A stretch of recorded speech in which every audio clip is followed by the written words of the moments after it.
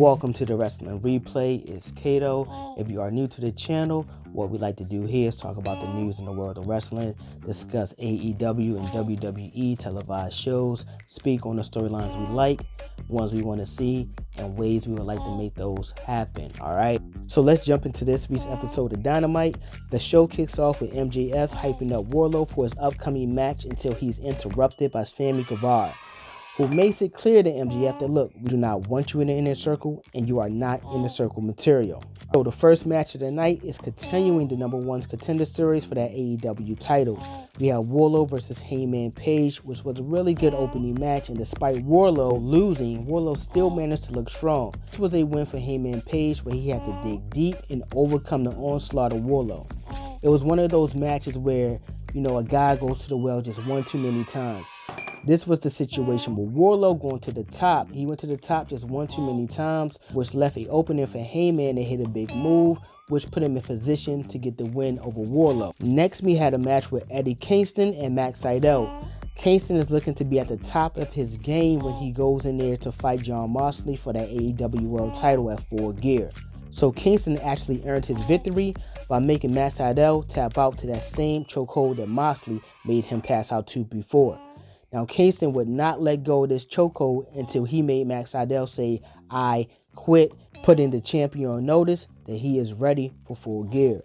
Now, we did have 2 segments in between matches, but I'm going to wait to the end to address those segments, all right? I'm just going to go and jump ahead to Orange Cassidy and Cody Rhodes Lumberjack match for the TNT title. This match actually started out really quick with both men looking to put their opponent away right out the gate. They went at it back and forth the whole time, trading near falls with each other. But at the end, it was Cody Rhodes who managed to get the victory. But the match still did not end without controversy. Despite having lumberjacks, the Dark Order still managed to get involved in the match, with Silver landing a big boot onto Orange Cassidy, which allowed Cody to hit the crossroads and get the 1-2-3. Now, Cody still have not beat Orange Cassidy clean. So this may be a match that they look to line up again later on down the line. We know Cody has Darby Allin coming up, and Orange Cassidy actually have a match with Silver at Full Gear. So we'll see what happens when all the dust settles with those 2 matches. Next, we have the newly crowned NWA Women's Champion Serena Deeb versus Layla Hirsch. This was a really good tactical wrestling match between the two.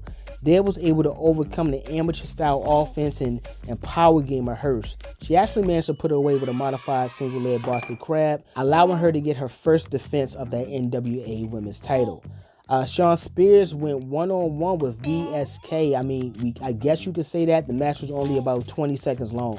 The most important part of the whole situation took place after the match, when Shawn Spears actually grabbed a guy dressed like a bull from the front row who appeared to be making fun and heckling him. But that bull turned out to be Scorpio Sky, who laid Spears out with a TKO. Now, in our main event, we have Kenny Omega versus Pentagon Jr. for that final spot in that #1 contenders tournament. The winner goes on to face Hangman Page. Rey Fenix was actually not cleared to wrestle tonight, so he handed his spot to Pentagon, so that's why we have Omega and Pentagon tonight. Okay, this will be the second time that these two have met each other in AEW. This match was just as exciting and as good as you thought it would be when you first read that these two was going to go one-on-one tonight. The talent level, the skill set that these two possess, you knew what type of match you were getting, and they did not disappoint. This was probably better than the first match they had to me, but you could be the judge of that. Omega managed to pull out the win and will be facing Hangman Page at Full Gear. Winner gets the shot at whoever is the champion between Moxley and Eddie Kingston. The show as a whole, I'm a little bit torn. And let me tell you why.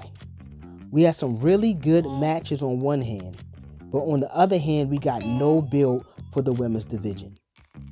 You tell me the build for the AEW women's title on your next pay-per-view is saying, okay, Rose, you want the match, you got it. That's the build for your women's championship match. The more TV time they have is the more opportunity they will have to actually get over. Storylines are just as important for the women as well. Now, there is only one title, so the champ to me should always be in some type of storyline. After Rose, who's going to be the next contender? Who did you guys build up to be the next contender for the championship title. Who did you guys build up to be next? Let's say Rose wins. Okay, you're going to run it back. Are you going to put him in the storyline leading up into that pay-per-view? I doubt it, because that's clearly how you guys are not operating right now. And this is my major issue with AEW. You have the talent. I've seen them wrestle before. I know you have the talent, but you have to continue to develop the talent. The same way you build guys like Orange Cassidy and Darby Allin. The casual fan did not know them. They did not care about them. But you gave them an opportunity to win over the fans by putting them out there week in and week out. Their talent did the rest. All right? Their talent did the rest. So for AEW, put your women out there. Give them a chance. Give them more storylines. Give them more TV time. Let me know what you think right now about the women's division in AEW. Let me know what you think about Moxley and Kingston. Who you think is going to say I quit? I don't see neither guy saying I quit. Let me know what you think about Heyman Page and Omega. That's going to be a really good match. That match might steal the show. You heard it right here first. That match might steal the show. So if you're new to my channel, this is your first time listening. If you like what you heard, please smash that like button. Make sure you subscribe. Turn on your alerts so you get notification anytime we drop a video. And once we reach 100 subscribers, we will be starting our giveaway. I'm Kato. I'm signing out. Peace.